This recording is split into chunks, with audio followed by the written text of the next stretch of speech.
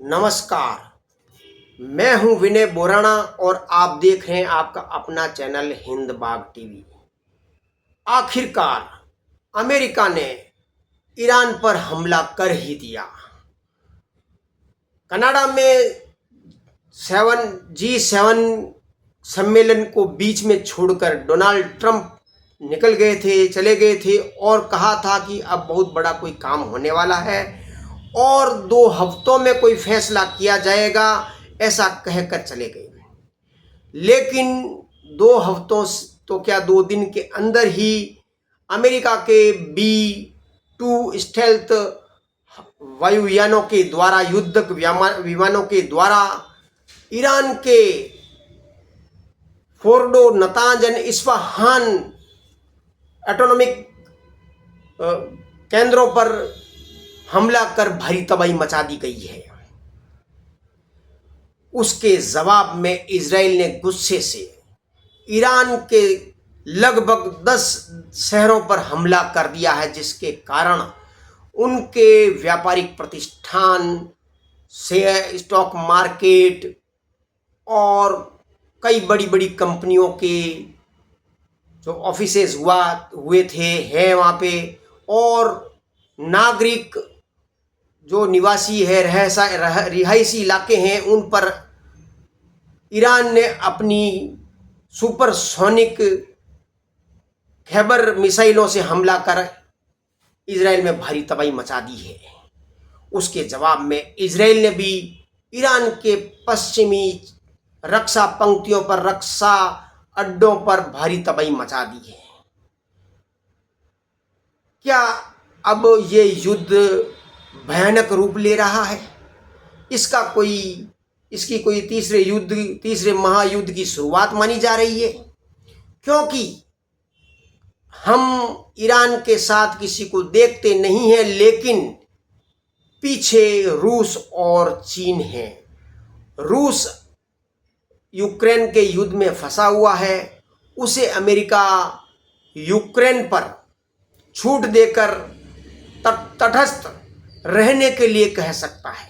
चीन से अमेरिका डरता नहीं है, लेकिन चीन अपने यानों में भर भर कर हथियारों से ईरान पहुंचा रहा है, जिससे ईरान की मारक क्षमता बढ़ रही है। अब आगे क्या होगा? अब आगे ये हो सकता है कि इन परमाणु केंद्रों पर अमेरिका के हमलों के बाद ईरान ने कहा था कि उसने अपने संवर्धित यूरेनियम, जो कि परमाणु बम बनाने के काम आते हैं, वहां से दूसरी जगह शिफ्ट कर दिए हैं। उसका उपयोग वह परमाणु बम बनाने में कर सकता है।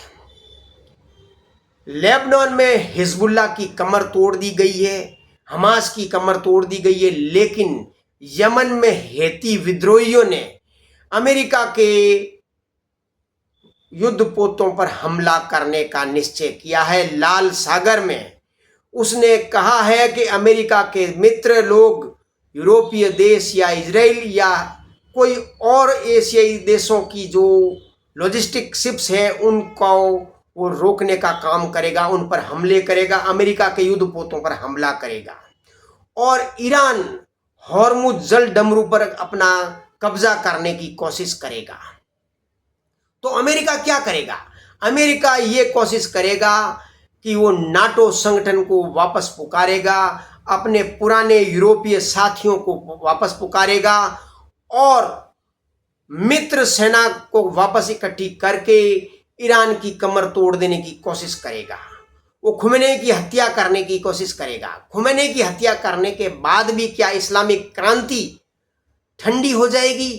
क्योंकि इस समय ऐसा लग रहा है कि अरब जगत और शिया जगत, ईरान है जो अरब नहीं है, शिया सुन्नी के बीच में जो विभेद अचानक नजर आ रहा है, ये खुला नजर आ रहा है।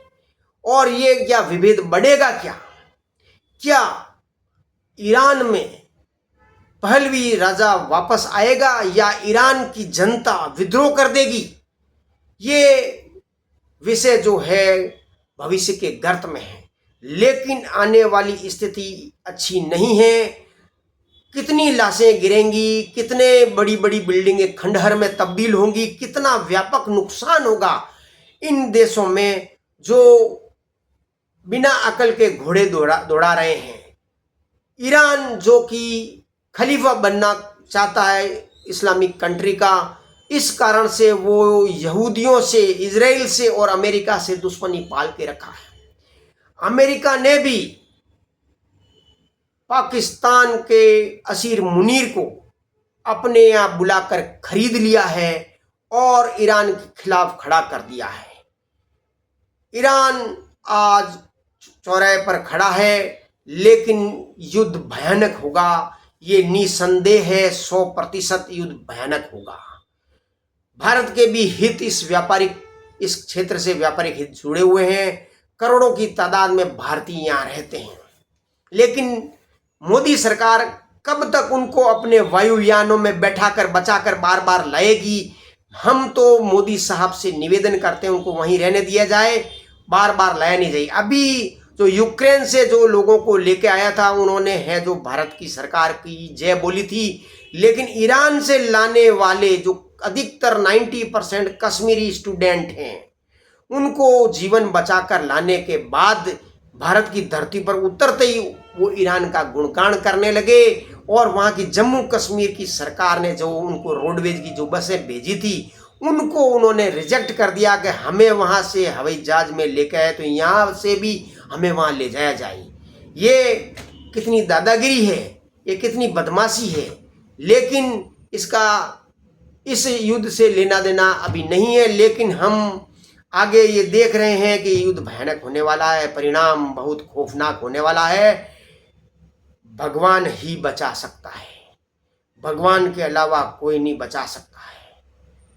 जय हिंद।